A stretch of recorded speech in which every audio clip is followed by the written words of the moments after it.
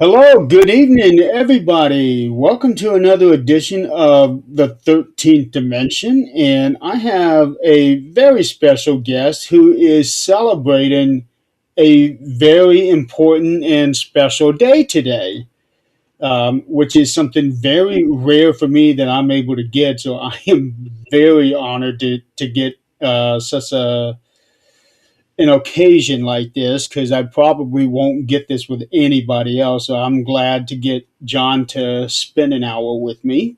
Um, but everybody, please welcome my guest tonight. He is the author of the Scareville series and the new book that just came out today, A Blackened Heart, A Blackened Soul.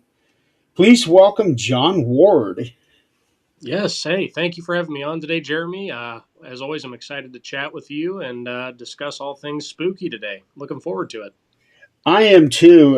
This is something that I see this as a rare occasion because usually when somebody releases something on the day of, you cannot get them on a show unless it, like newscast or something like that.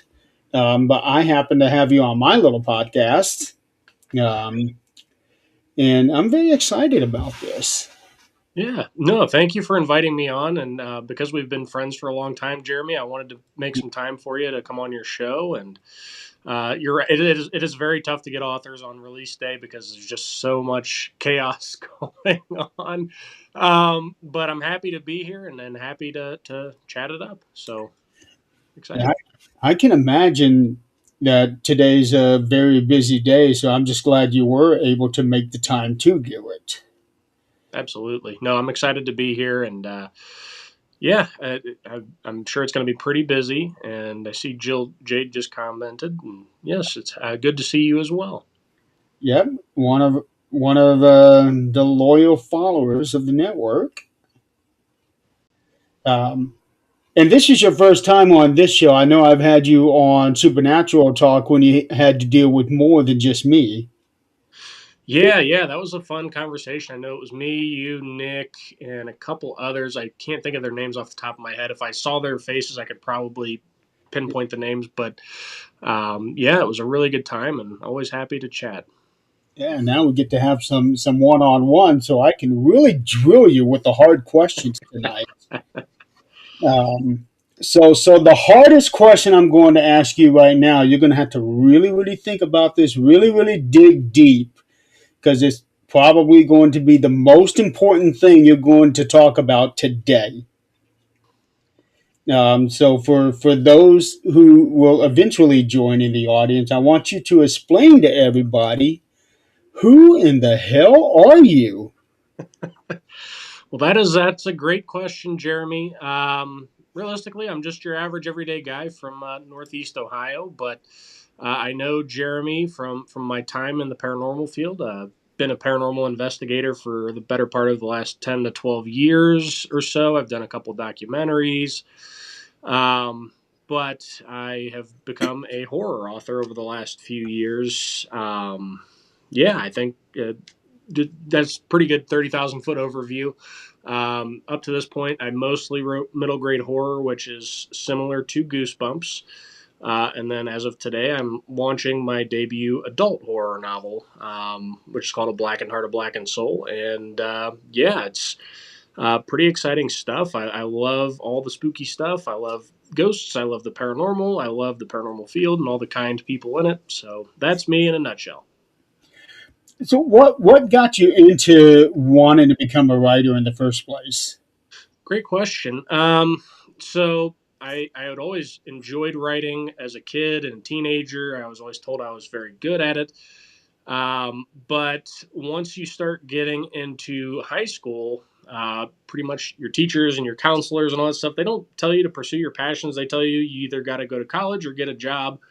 So I really kind of swayed away from writing for a long time and did a little bit of college and went into the workforce and found myself never being truly happy or feeling fulfilled. And I was always feeling burnout and still dealing with it because I still work my day job. But I went out to a local park one day a few years ago in the fall, and I was just racking my brain on like what can I do that would make me happy. And I know how much of a horror fan I am, but I was standing out on a little boat dock in the middle of the park, and I turn around and I see this library up on the hill that's part of the park, and I had this light bulb moment where I was like, oh man, I can write books, I can write horror, and like what genre within that would make me the happiest. And I thought back to how Goosebumps had made me a big fan of reading and of horror and stuff when I was younger. So that was kind of how it fell into place. I'm like, you know what, I'm going to pursue writing. I'm going to write middle grade horror, and from there the wheels started spinning, and I started creating a series title, and all these ideas for stories popped in my head, and the rest is kind of history. And now I'm kind of branching out to where I'm going to do both my middle grade horror series, which is Scareville, and also doing adult horror as well, which is going to keep me very, very busy. So, I, I I can imagine.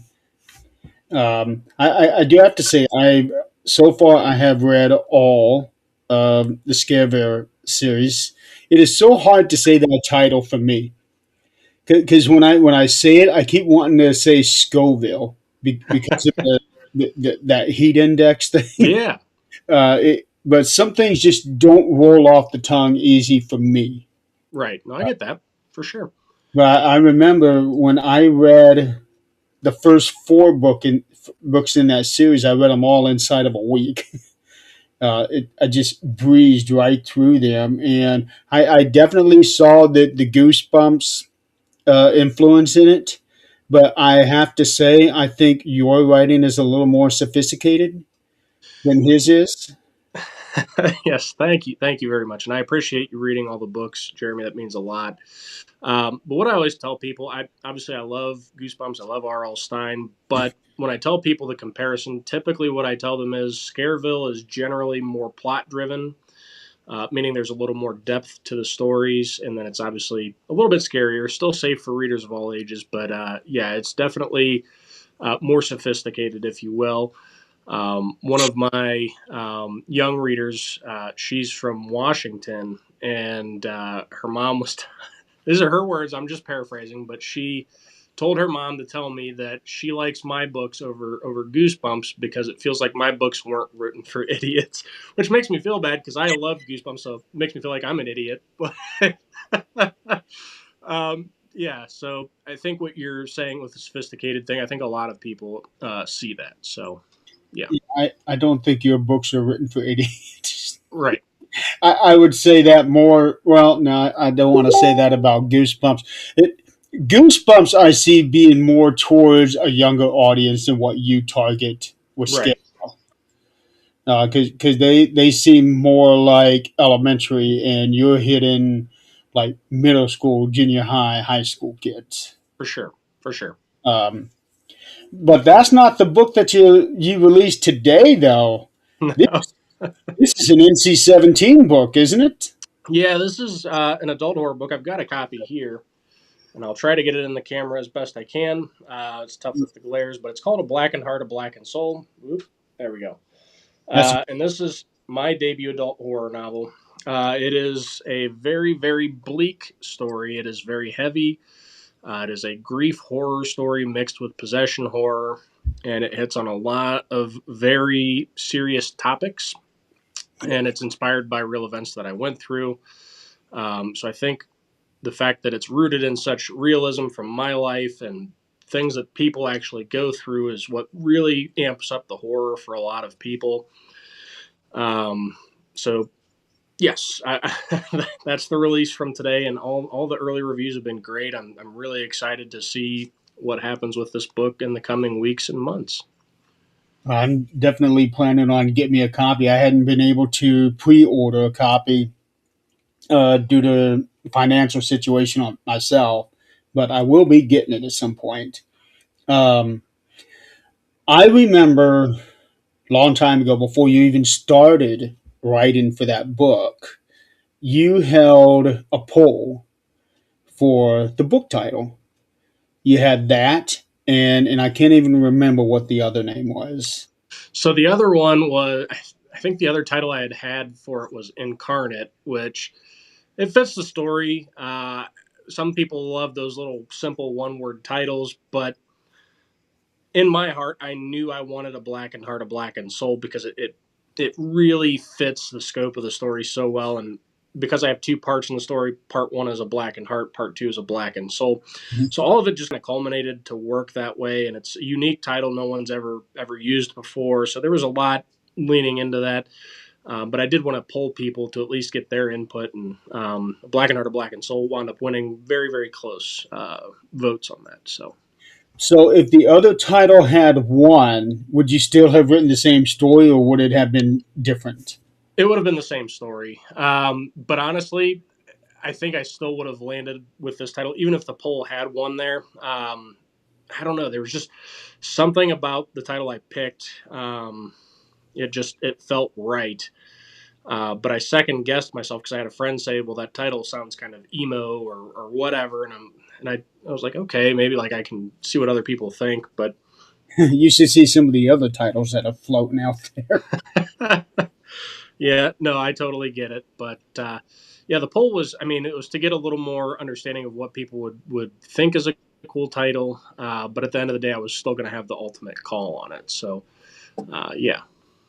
Well, it's definitely one of the more unique titles out there for sure. And it does let you know, hey, this is not going to be, a unicorns and castles and prince. It is not going to be that kind of story for sure. No, there's not going to be much comfort in this book at all. So, Yes. So you said that this comes from personal experiences. mhm. Would you feel comfortable about talking about any of those experiences? Because I'm pretty sure you fictionalized it a lot for Yeah, the yeah. story. I can touch on a little bit of it. Yeah, I mean, a large part of this story is fictionalized. Part two of the story in the adulthood is where it really starts getting more into the nitty gritty of things I really experienced versus part one. That one's a lot more fictionalized. But it's not just the paranormal stuff. I took a lot of real life inspirations for the story itself, like my hometown, specific historical buildings in my neighborhood that I grew up in, my great grandmother's name, a song that my mother used to dance with me to help me go to sleep. Like, there's a lot of real life stuff that I did incorporate. But in terms of the paranormal stuff, yeah, I mean, there's a substantial amount that's there that I dealt with. I had purchased these dolls. I didn't know they were haunted. They weren't being labeled as haunted, but I bought them because they were creepy. They were cool. And my original plan was that I was going to take these dolls to MadCon, which is a paranormal convention, and I was going to donate them for raffle. And when I got them, something about them just made me keep them. I didn't want to get rid of them. And I think for a long time, I kind of had the veil pulled over my eyes and I didn't see a lot of things until it was pointed out to me that something in this vintage room that I'm currently sitting in was bringing in negative energy. It was causing a lot of chaos, a lot of bad stuff in my life as well as with my ex-wife. That I just wasn't recognizing for the paranormal aspect of it. Because when it comes to ghosties or paranormal or dark energies or what have you in my home, I try not to even acknowledge it as much as possible.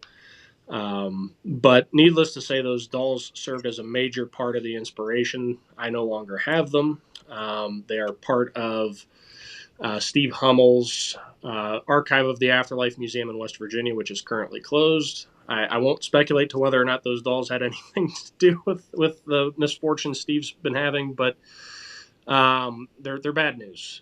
So they served as a major inspiration, and then I took different bits and pieces from investigations that I did as some of the framework for the story as well, like experiences I had at investigations or dreams slash nightmares I had. I brought those into the story. I'm trying to think if there's something else I was going to say, and I can't remember what it was off the top of my head. Um, but yeah, I mean, there's a lot of real stuff in there, even though a lot of it is fabricated. Um, a lot of my framework when it came to how I was going to construct the story was, okay, well, this situation happened. What if X had happened instead of Y? What would that have looked like? And then I used that formula to kind of build this thing out. So, I just put a link to the Amazon for the book for people to click on.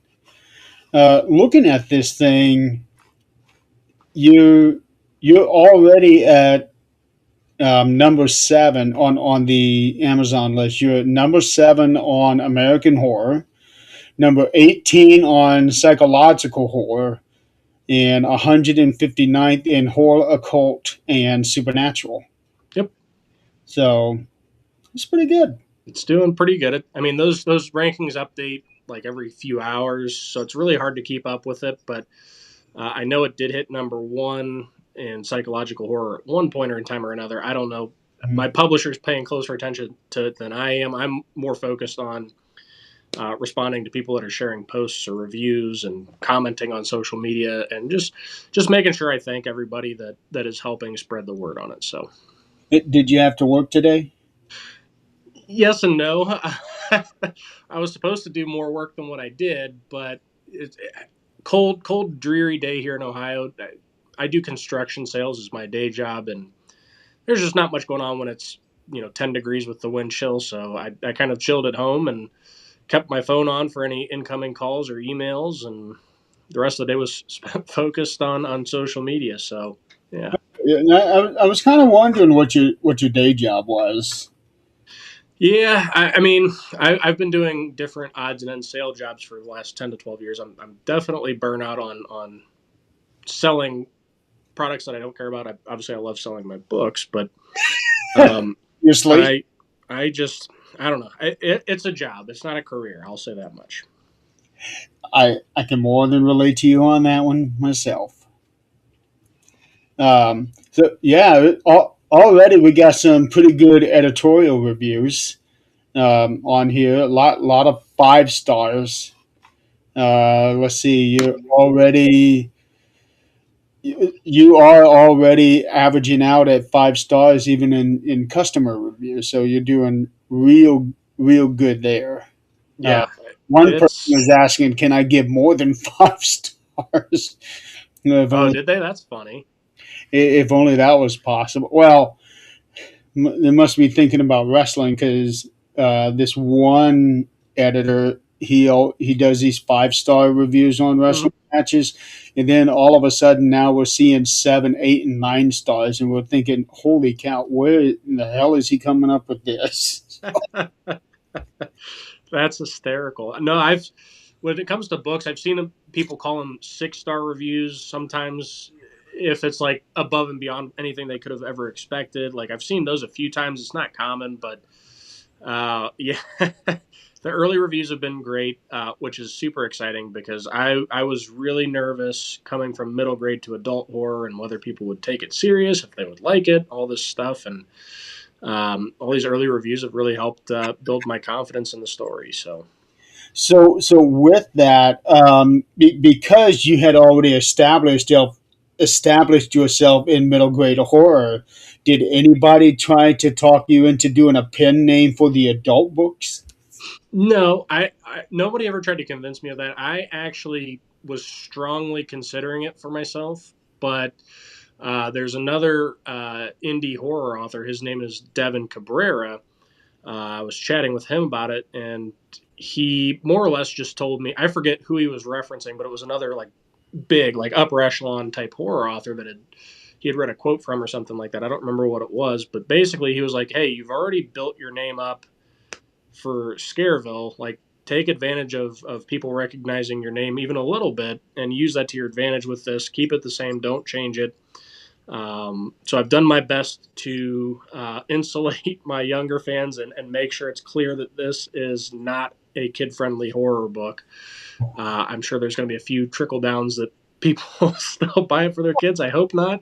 Just looking at Uh, the cover of it tells me this is not something that a kid should be reading. right.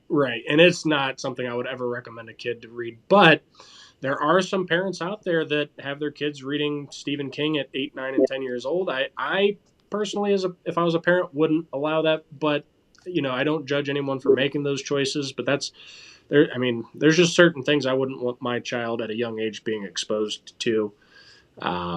So I will always throw caution to the wind. I always tell parents like, "Hey, you're free to make your own judgment calls." I personally would not recommend this for a younger reader. But It's funny. It's funny that you said that because when I was 10 years old, my school was doing like a reading contest thing where if you read so many pages, you got so many points that would lead up to getting a free pizza.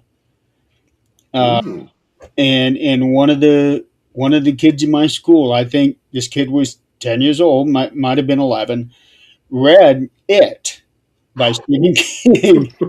That was my first introduction to his name. Period, because that title It really stood out.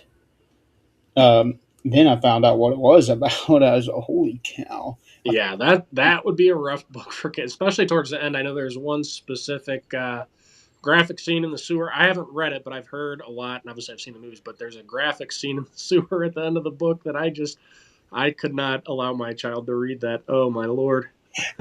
Yeah. Well, actually, there's two. Um, Oh there's two of them. I'm guessing that what you're thinking of is referred to as the sewer scene. yes, yeah, with the female character. That that one is actually the more tame of the other part that's in this book. Really Yeah. interesting. Well, let's put it this way. There's a lot of homosexuality in this book. Which that's fine. I don't have, but as far as having kids read it, like, ugh, that's tough. That's a tough call, but it's always at parents' discretion for sure. So, Yeah, but what really gets me is people out there that are saying Stephen King is a pedophile mm, because that one scene. I'm like, shut up. no, no. I mean, at the end of the day, people need to understand. We're generally most authors aren't writing themselves like this is it's a work of fiction and Right. our imaginations. Which, yeah, I mean, it goes to dark places. It's horror. It's supposed to make you uncomfortable and upset. Which Stephen King is obviously one of the kings of doing that. Yeah. And what people don't understand is that scene is actually very vital to the story as a whole. Um, and speaking of which, when you were talking about somebody saying using the pen names, you talked about some of the big, like Stephen King himself had used three pen names. Yep. Dean Koontz had like 20 of them. Well, I'm thinking, how do you keep all that straight even I back then? couldn't. In this day and age, too, it's so much tougher because of social media and everything, and all these author events that are going on. Like, it would be so hard unless you start off with a pen name. It would be really hard to maintain that after. If you've already published something and people know you, if you publish something under a pen name and you go to an event, they're gonna be like, "Hey, I know you from this book," and it would just be very hard to pull off these days unless you start with a pen name and that sort of thing. But Yeah. Um, Personally, I would discourage from having a pen name unless it's a real personal choice or like you there are safety reasons behind it. Then I can see that. oh, for sure, yeah. I love people and I always give people the benefit of the doubt, but there are some creeps out there. So I definitely understand the need for it. Yeah, I actually found a creep on my page a couple days ago from a post 2 years ago. Oh, I jeez. never even knew it was there. Somebody was accusing me of doing something sexually. I'm like, what the hell is this? Hmm. So I reported. I couldn't get to the profile. This person had blocked me apparently, Oh, or jeez. had deactivated it, but the profile name and picture were still there. So I just reported it, deleted it, and did away with it. That's I good just though. can't believe that it had been there for 2 years and I never even saw it. Jeez. Yeah. it's kind of wild. That kind of stuff seems to be happening more and more often. But Oh, I know. The accusations in every aspect of life just seem to flow freely. yep. Uh, and people are thinking that there would be no repercussions from it. Oh yeah. Yep. But it Oh, is starting to come back around. I think people are finally pulling their heads out of the sand a little bit and realizing there needs to be a little more due process before firing up the torches and pitchforks and all that stuff. But yeah, we're not looking for another Frankenstein here. hey, Tom, I see you're in there. What's up, buddy? Yeah, yeah, we had Tom. I know Corey said hi. Somebody, Mike Broken from Okay. Twitch. Yeah, that's the first time I got a comment from Twitch that wasn't a spam thing. Hey, Hey, there we go. money, click on this, and it you get some ridiculous comments sometimes. Oh, I totally believe it. So for Blackened Heart and Blackened Soul, is this something that you think that may warrant a second book, or is this a one and done standalone story? This one's going to be a one and done standalone story. Yeah, it's going to stand on its own 2 feet for a long time, and yeah, it's going to be a standalone. But I do have plans to write other adult horror novels in the future. That's good. And I do know that you have at least one more Scareville sent into the editor. Yeah, so I've got my ninth Scareville book with the editors of Crystal Lake Publishing now. Book 10's already written, and it's just kind of waiting in the chamber for them to finish editing that one, and then I'm going to send them book 10 as well. I did just put in an order, sort of. I emailed the illustrator for the cover for book 9, so hopefully he starts working on that here soon. And you changed cover artist for this last one here, right? No. For the guy. So it's the same guy. His name's Jorge. I thought I was going to have to because, and I told my publisher this beforehand. I said Jorge is extremely slow at responding to messages and emails, and then they tried emailing him and he wouldn't respond, and then finally he did. And my publisher was like, "Hey, you know what? We like his work. We will work with him. He charges a very reasonable price. Like we want to continue this as long as you can keep him working on it and in contact." So obviously now I'm trying to get book 9's cover beginning to work on now because hopefully by the time he's done with it, I'll be done with the edits and we'll be kind of ready to move forward with launching it and doing all that stuff. Yeah, because you can see like a running theme with all of the other books. I think I pointed it out to you one time. Something about the eyes. He seems to accentuate the eyes a little bit on some Yeah, of these covers, and I don't know if you had to change cover artists, would this next person be able to stay along with the principal design of it? probably not. Jorge's got his own distinct style. And it's funny because I know there's some adult horror authors that work with him too. And I'm in a bunch of different horror book groups. And every once in a while, I'll see an author post a picture of their cover or a reader post a picture of a cover from a book they just read. And I'm sitting there thinking to myself, I'm like, that's a Jorge cover. I can tell just looking at it. And then I usually reach out to the author and be like, hey, do you work with Jorge? And they say yes, which is pretty cool. Yeah, it's pretty nice that you can be known for your style. So that's really cool. I think that's good because that is his signature. For sure. And he just does a really, really good job. And you can just tell by looking at his covers. And one of the cool things about working with an illustrator like that is that it's a completely custom piece. There's no AI involved. He draws it, sketches it, and fills it in with color, and it's a completely unique piece to your book and your story. And it's always really really cool to see it come to life. Well, I really like his covers because there are a whole bunch of them out there where I look at these covers and they look like shit. Mm-hmm.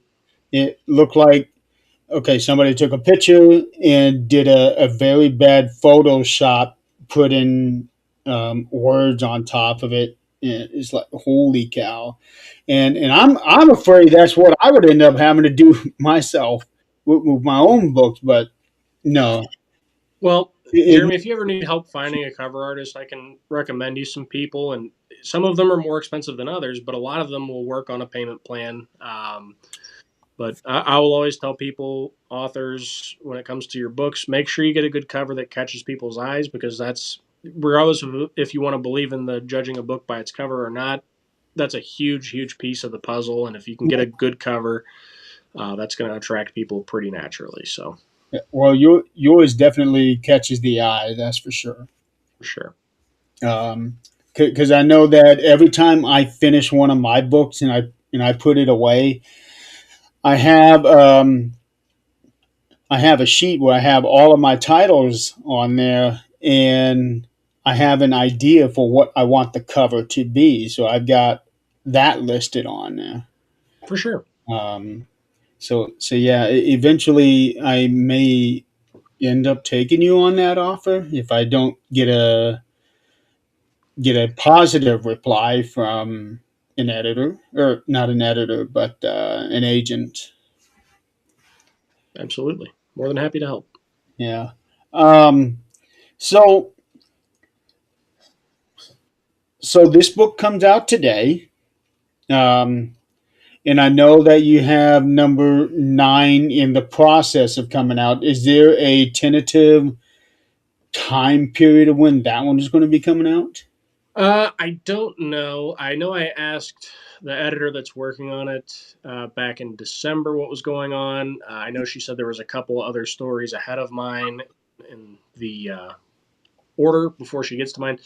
So I'm assuming she's probably working on mine by now, and if not, within the next week or two, then I'll get those edits back, fix it, send it to the next person. They review it, make sure it's good. If not, they send me back some more edits, and then I fix it again. And then usually it's pretty much ready to roll.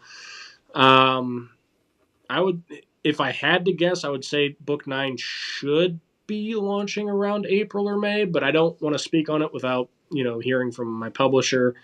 But that's where I would estimate, and then I would estimate book 10 probably will be an October or November release. Would be my guess. I know Crystal Lake said they wanted me to try and do 2 Scareville books a year plus an adult horror novel moving forward. But we'll see if I can keep up with that pace. I'm a little ahead of the game right now because I got those 2 Scareville books done ahead of time, but now it hinges on me getting my next adult horror novel done probably in the next 3 or 4 months, 5 months or so.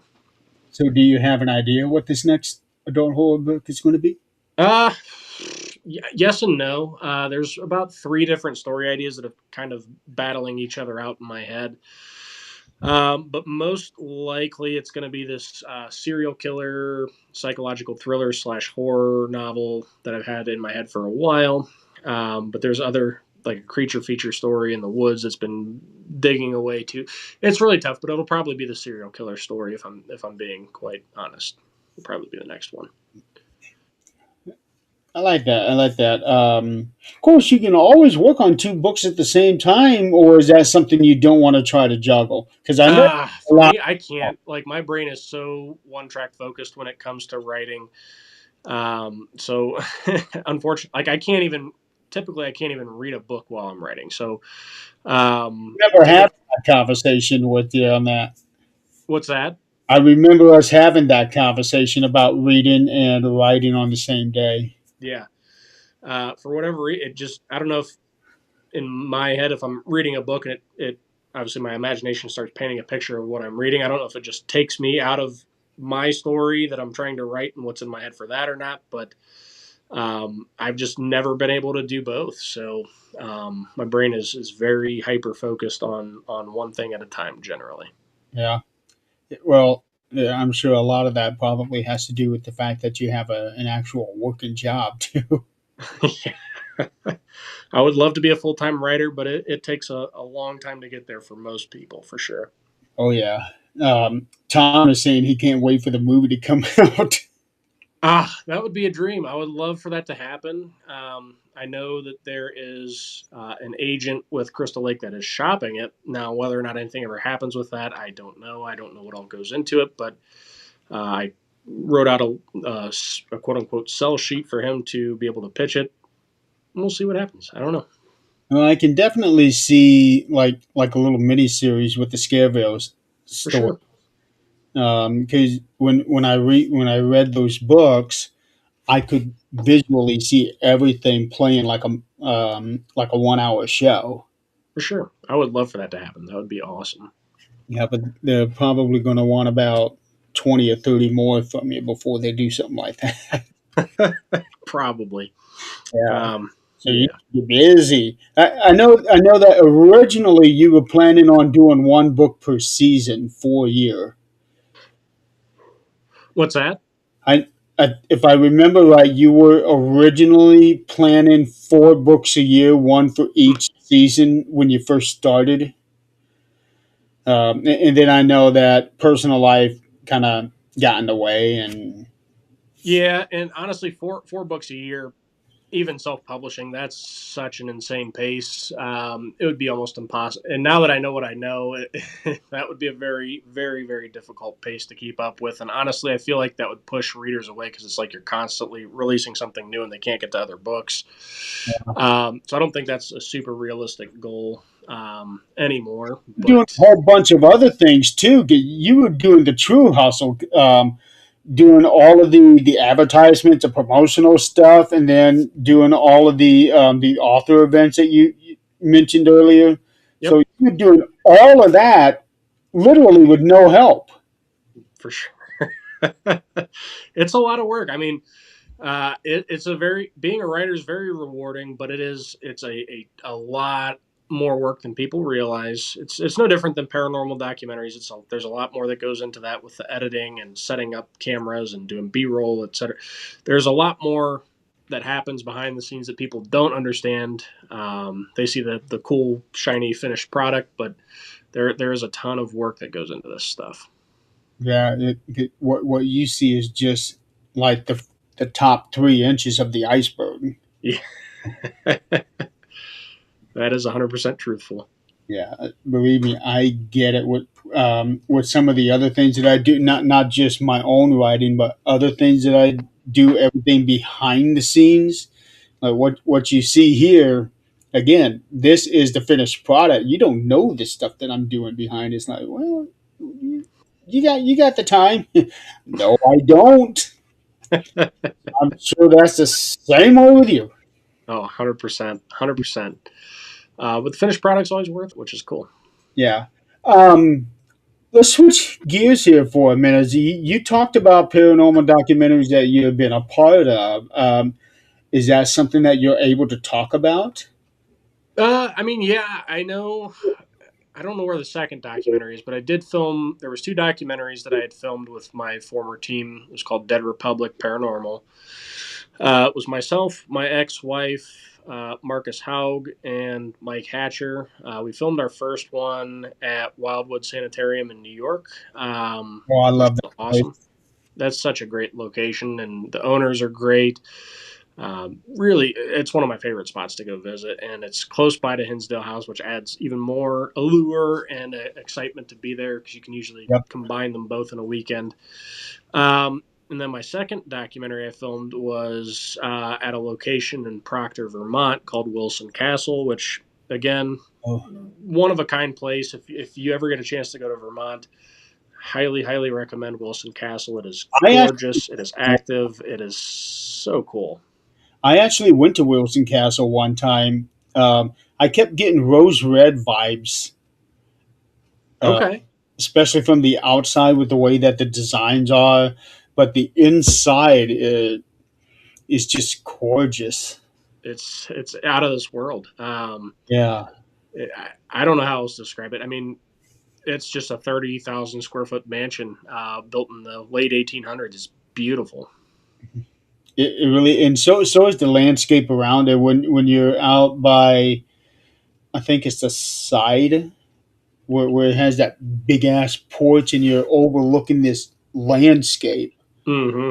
going down, and then you cross the main road, and now you're going back up, and you see this one extra long driveway that kind of weaves back and forth. And I remember the day that I was there, somebody was mowing the grass that day. Yeah, I do not want that job. I'll tell you, it's a beautiful area. It's in the heart of the Green Mountains, and it's such a cool place. I can't. I hope to go back there one day. It's a long drive, but it's worth it. So, with all of the work that you have been putting into with your writing and doing these author events and everything else, do you have time to do any paranormal investigations? Last year I did not. I'm gonna try to get one or two in this year. I'm hoping. My schedule's pretty jam packed in the summer, which makes it tough. Um, my opportune time is probably going to be early September or mid to late October. Outside of that, my calendar is pretty well booked. I've got like 10 author events already booked this year, and five of them are in between June and July, and then I've got two more in August and another in September. It's getting pretty log jammed for sure. And is your work being accommodating? For the most part, I mean, my job is a Monday through Friday, so as long as author events fall on a Saturday, Sunday, it's pretty easy. Sometimes I have to travel on Fridays and take a day of PTO, but for the most part, it's been pretty easy. There is one next month in February that I'm a little concerned about because the first day of the event is on Friday the 27th, and I'm supposed to be down in Columbus, which is 2+ hours away for training for work on the 26th, which is the day I need to be driving there to get to the hotel so I can be there Friday to set up in the morning. Um, so I might have to talk with them about getting a half day and leaving training early. I don't know if they'll go for it. Otherwise, I'm going to be driving there till probably 3 in the morning, so I'll have to come home, swap vehicles, get my books and everything packed. It's yeah. I'm hoping that'll work out. So we'll see. Basically, drive all night. Yep. You're not going to be a pleasant person that next day. I'll just pump myself full of caffeine and make the best of it. So Yeah, but you know what? That all goes in with the hustle and bustle of an independent whatever, yeah, 100%. You got independent, to put the work in. independent anything. So it's very clear. It's very obvious that you are putting in the work, and I just wish so many people would follow that. Um, but you're doing it. So Doing yay. my best. Thank you. I'm doing my best. It is a lot of work, and I just keep telling myself one day it's going to be worth it. So I would say already it is worth it for sure, for sure. because you are enjoying more success than most people are, Yep. and that's because you decided basically to bet on yourself and not just wait on an agent to answer the query and say, yeah, let me see it. You Yeah, went out there, and that's what got people's attention. for sure. And I mean, at the end of the day, for any aspiring authors or current authors, you just got to understand what your goals are as an author and figure out the best path for yourself is. I would love to be published by one of the big five publishers, but I know it's tough for first time authors. It's a very low chances that they're going to pick you up. So I've seen other horror authors like Nick Roberts is a prime example that have rose through the ranks of indie horror and built his name up so big that he had an agent actually reach out to him. And it was like a lukewarm conversation versus reaching out cold and hoping for the best. So I'm trying to take a similar path where I just build my name out huge and then hopefully someone just reaches out to me. And that's my goal. So, Well, I know the name Nick Roberts. He's very popular out there. Even Stephen King is a big fan of his. yep. So if you get his attention, Yeah, for sure. um, recently you had a chance to meet R.L. Stein. Yeah. Tell me about that. Yeah, that was awesome. I'll tell you what, he at his own, I don't know, I think he's like 82 or 86. I can't remember how old he is exactly, but he is still such a charismatic, very funny and personable guy. Eighty. He was doing a basically come to home author event in Columbus at the Columbus Metropolitan Library. They named a street after him. All this cool stuff, but tickets were super limited. And I remember they had them posted 2 or 3 months in advance to say, "Hey, R.L. Stein's going to be here this day, and tickets will be available. They're free tickets, mind you. They will go to be able to be ordered at this day on this time." And I remember I'm sitting there with my phone just waiting and waiting, and I managed to get both tickets for his speech as well as to do the meet and greet signing, which is like a lottery ticket. I know that they had, I think there was like 700 or 800 people or whatever that got to be there for the speech, and then there was maybe only 200 out of that 700 or 800 that got to do the meet and greet and signing. Somehow I got both. I heard one of the library workers saying that there was over 30,000 people on the website right when they became available. So it was almost like a lottery that I even got to be there. So it was really cool. It's like it. Uh, yeah, and I gave him a copy of my book, and I it was tough because there was people behind me in line, so I couldn't take up too much time. But I gave him a copy of my book. He looked at it. He complimented me on the cover a couple of different times, but I was like so flustered because the library staff was getting flustered. And Which was it? anyway, yeah, what? Which one was it? I gave him a copy of Food to Die For because it also listed out obviously all the previous titles in the series. I wanted to show him that I've had versatility and continued to write, kind of a thing. So I picked the most recent one. Okay.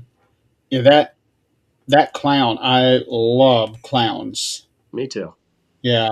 Um, I was kind of surprised to see that this was supposed to be not exactly an animatronic one, but more like a speaker thing. I'm trying. Like a statue of one, more or less. And the thing is, so there's two parts of that inspiration. I came up with the idea because there's a local restaurant with a clown mascot, whatever, in my hometown, and there's a window cling with him waving in the window, and you don't really see that clown being advertised anymore.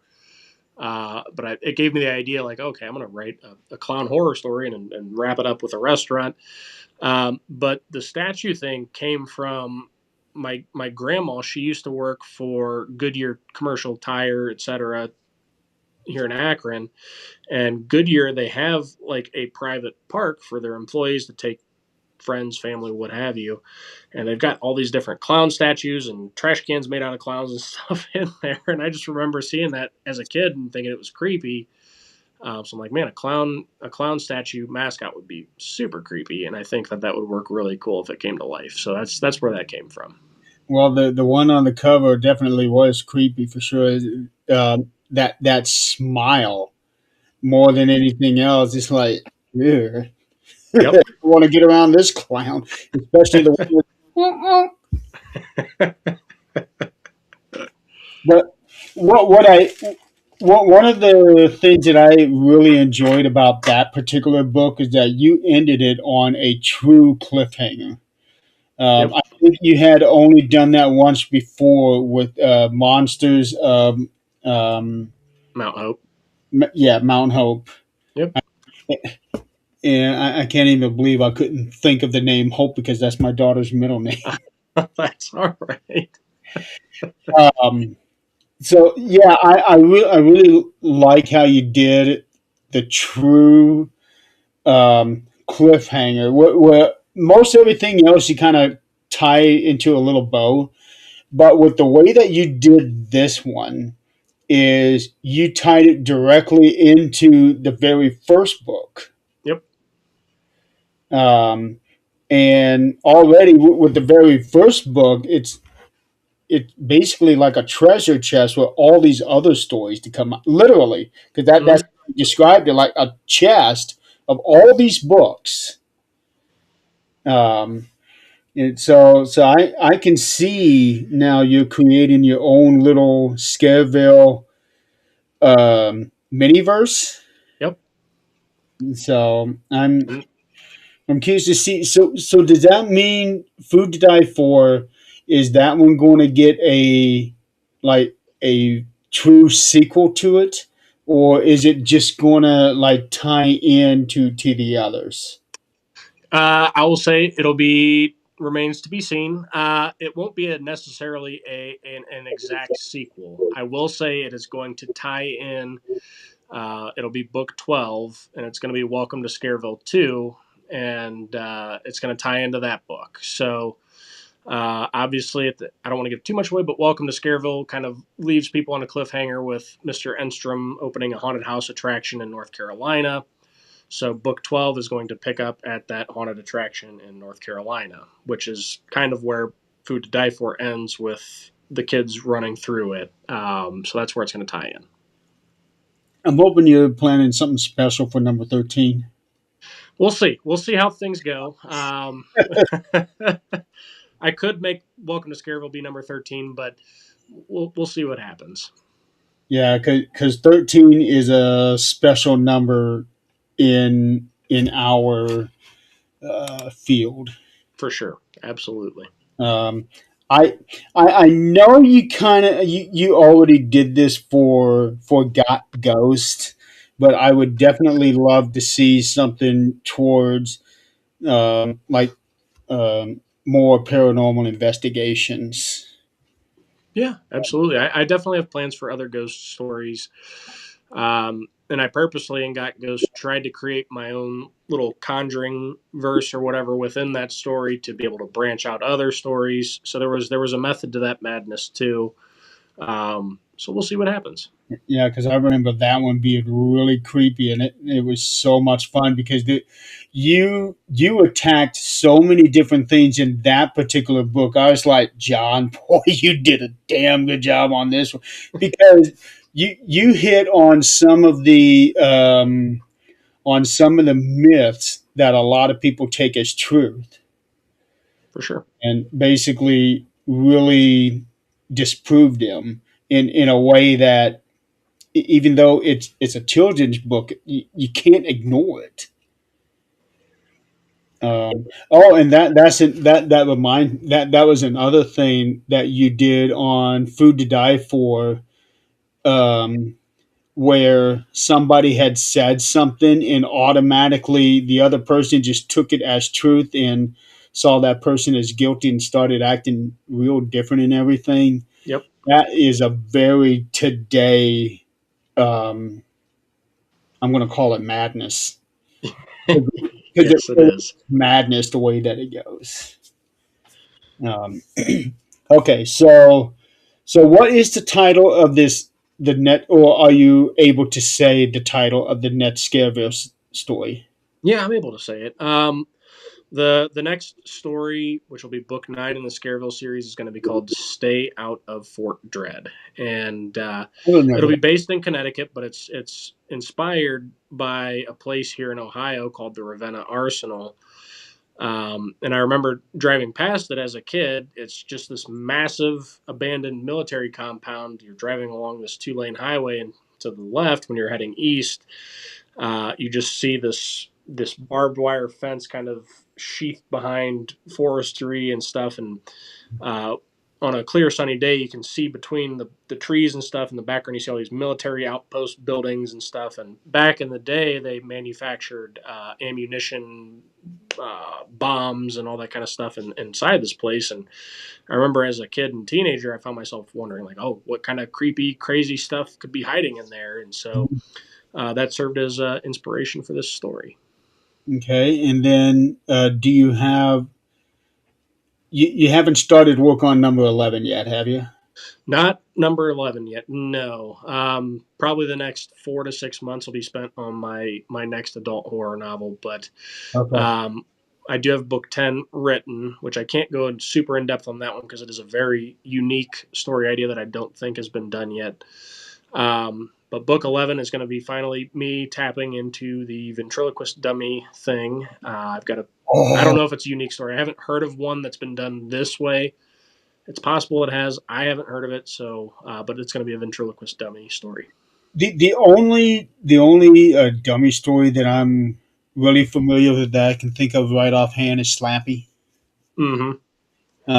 But I don't know anything. Now, I know plenty of movies about dolls like Chucky and Annabelle, but when it comes to an actual ventriloquist dummy, Slappy is the only one that I can think of at the moment. Yep.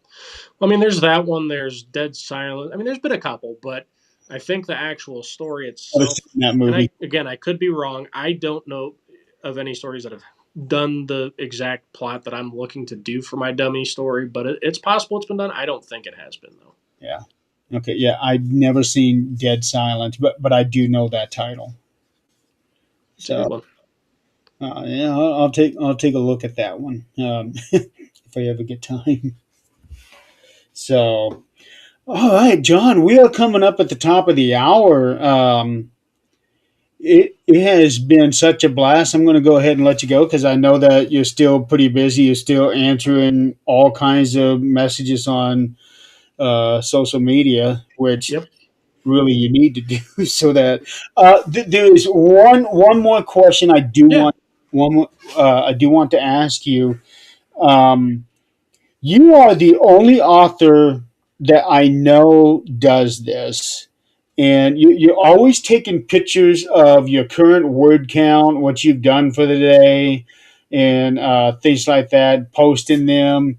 I don't know of anybody else who does that. So you're kind of like keeping people up to date on your progress on your current work. Hmm. Um, is that to help drive the engagement with the readers, or A little bit, but I've built a lot of friendships with other authors in the community, and obviously there's so much negativity in the world. So if people see me posting progress reports, and other authors do it too, they'll post progress reports as well. But if they see me posting progress reports and I'm making massive leaps on word count and posting about how excited I am about the story, that rubs off on people. I've always preached that positivity spreads positivity and negativity spreads negativity. So I try my best to be positive and keep people updated because I like to try to spread positivity. So, I like that message. Yeah, we definitely need more of that. Positivity begets positivity. yep, absolutely.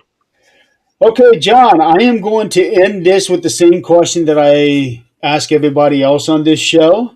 Um, this will actually this will actually be the most important thing that you answer.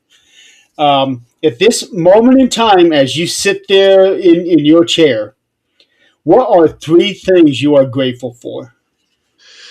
Oh, man, that's a tough one. I'm grateful to be alive. That's first and foremost, obviously. I am grateful for my friends and family and for my dog Bo. Many of you will find out why I'm grateful for Bo when you read my adult horror novel. And then lastly, I wish I could say good health, but my health's been kind of up and down for the past year. So I'll just say getting to meet new people. I'm always excited to meet new faces at author events, and yeah, I'm just grateful to be here. That's awesome. So glad to hear that. All right, John, it has been an absolute pleasure having you on this show. I'll definitely have you on here again. Maybe, uh, let's say in the fall when you have your next scare. No, that one's coming out in the spring. So, not in the spring, but in the fall when you have your next tentative Scareville Yeah, book come out. See about getting you on here, and then we can talk all about that book and Scareville up to date. absolutely. I'll be more than happy to hop on and chat again. And thank you to Jill and Tom for hopping on and chatting with us today. I've seen your messages, and thank you guys for tuning in. All right, ladies and gentlemen, next week I am going to have Catherine Hobson from Fate Magazine Radio and Paranormal Experienced. We are going to be talking about the recent passing of Eric Von Daniken. If you know who he is, you know how supremely influential he is on certain things involving like aliens and UFOs and even religion. He has been highly influential. Definitely helped my train of thought on a whole lot of things. Blame him. So he just recently passed away a few days ago at the age of 90. Yeah, so he lived a good full life. So I will have Catherine on the show next week. We will talk about him. Meanwhile, I know that some places out there are going to be getting a lot of snow dumped on them. So be careful out there. Be safe if you have to get out. I know we got a shitload of snow today, and then a lot on Wednesday. More sleet than anything else. I'm sure you got that too, didn't you? Yep. Oh yeah, it's been a fun weather week here in Ohio. Yeah, and it's at that time. It's usually uh, mid January to mid February is where we get the worst weather of the year. Yep. Yep. It's already started. All right, ladies and gentlemen, thank you so much for playing along with us tonight. Again, John, thank you for being on. And I will see you guys next week. Take care and see you next time. See you guys. Thanks for having me on, Jeremy.